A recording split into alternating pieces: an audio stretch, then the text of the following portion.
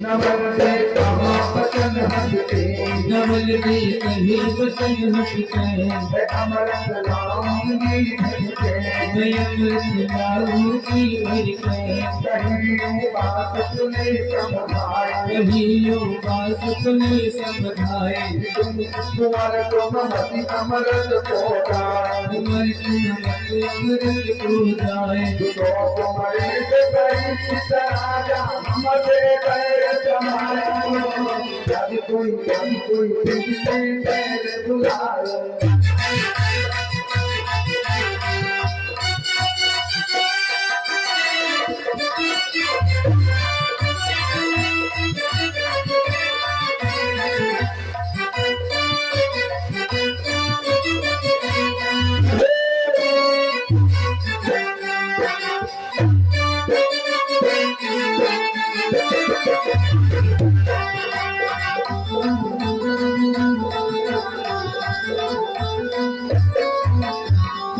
वहाँ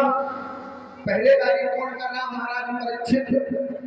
और जो बहुत बलधारी है उसे कोई नहीं जीत पाता, धर्मांतर का चेला है, इसलिए वहां तुम्हारा जाना उचित नहीं होगा बिटिया। इसलिए तुम वहां मत जाइए, अमृत मत लाइए, मेरा कहना मानो तो घर में रहिए, हम तुम्हें जाने की आज्ञा नहीं दूंगा। नवल ने बोली सुनो, सुन के पतन नमल दे बोली, नवल दे बोली ये पिताजी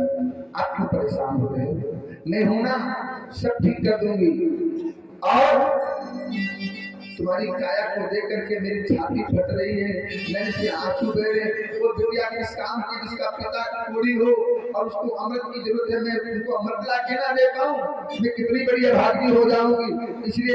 पिताजी तुम चिंता ना करो, मैं जाऊंगी, तुमको नहीं मालूम है कितना मेरा दिल परेशान हो रहा है।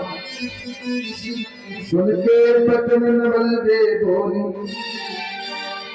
छाती फटई ताक तन देख, भाई छाती फटई ताक तन देख, नागरिक नहीं लाऊंगी,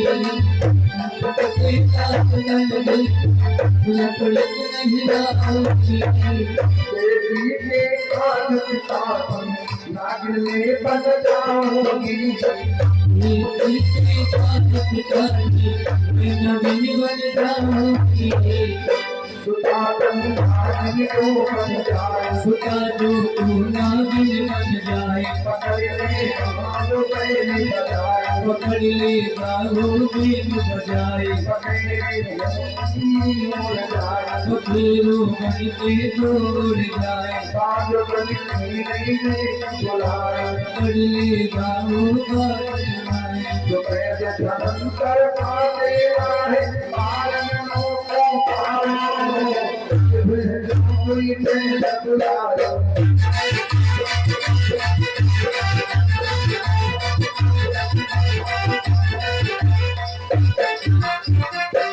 पिताजी हमको जाने के लिए तुम्हारे कोड को देख करके मेरी छाती फट रही है, इसलिए मैं नहीं रुकूंगी, मैं लेने के लिए जाऊंगी। अरे बिटिया वो धर्मेंद्र का चेला है, वो तुमको पकड़ लेगा,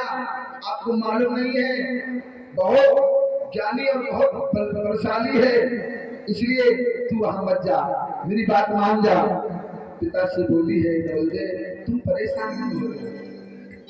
तुम चिंतित क्यों हो रहे हो, परेशान ना हो, हम है ना, अगर वो बहुत बलधारी है तो हम को दिक्कत नहीं है, हम नागिन है, वो बाना बदले तो हम बाना बदल ले, वो रूप बदले तो हम रूप बदल ले, तुम परेशान ना हो पिताजी। ऋषि भाई कुंवर की छोड़ बाजार में हाथ बार चला रहे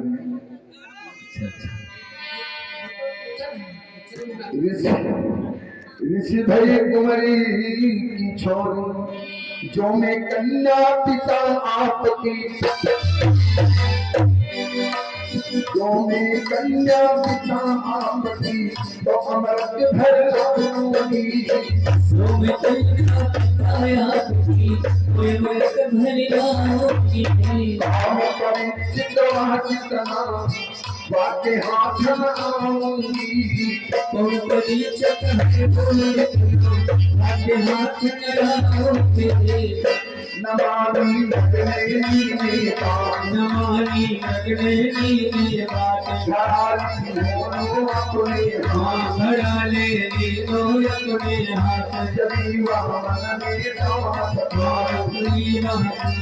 काम सिखाए पहुँच गई अमृत में आ पहुँच गई अमृत दल पे जाए सोलह के गढ़ा जिले सहज सहज जो बताए जब फिर जो कोई पीर दुलार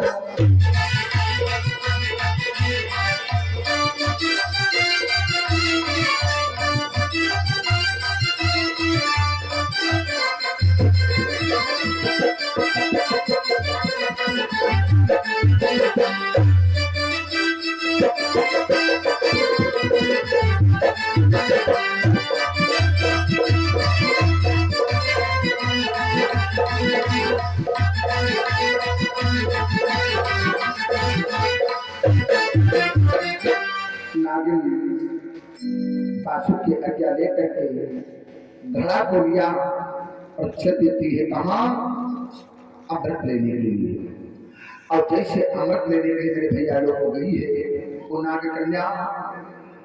और तामस में मतलब अपने बल के सहारे गई है नागिन। और जैसे गई नागिन और धीरे धीरे अमृत के पास पहुंची और धीरे धीरे जैसे कलश डुबोया है राकेश भैया और जैसे कलश डुबोया और परीक्षित इधर अपने साथियों के साथ में खेल खेल रहे परीक्षित अपने साथियों के साथ में खेल खेल रहे और इधर नागिनी नवलदेव पहुंच गए। सुन के वीर परीक्षित बोले जब पानी भरा जाता तो गड़गड़ कैसे आवाज होती ऐसे आवाज है जब घर में पानी भरो तो ऐसे आवाज होती है। और जैसे राजा परीक्षित ने सुना तो क्या हुआ को नाई कौन की तो नाई कौन की कहाँ से गजब से आई है तो नाच तो की चिड़िया कहाँ से गज में आई है वो के निडर भैलियों अमृत लेकिन रह सक खाई है मुझे निडर से भर गई अमृत लेकिन रह सक खाई है जिंदगी है कायन प्यारी नवल दे खुलू प्यारे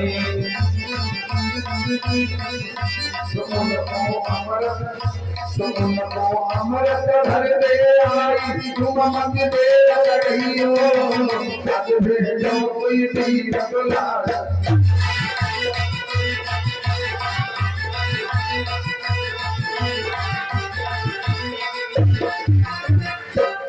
आज भैया जैसे पानी यानी अमृत भरने लगे नागनी वैसे गड़गड़ की आवाज सुनाई पड़ी। आवाज आई तो परीक्षित ने कहा कहाँ की रहने वाले हो किस देश की रहने वाले हो चोरी चोरी तुम भरने के लिए आई हो पानी तुमको शर्म नहीं लगती है किसकी प्राण प्यारी हो तुम तुम्हारे प्राण प्यारे नहीं है इतनी चौकसी लगी इतनी पहरेदारी लगी तब भी तू आ गई पानी भरने के लिए पागल कहीं कहाँ से रहने वाली बताओ जिसे परीक्षित बाप को नवलदेव ने सुना सुन के नाम सुखी भैया जिसे सुंदरी ने कहा मैं नवलदेव हूँ बासु की कन्या हूँ और जैसे सुना वैसे बड़ी खुश हो गई। थोड़ी देर और सुनाएंगे 11:42 हो गया क्या करें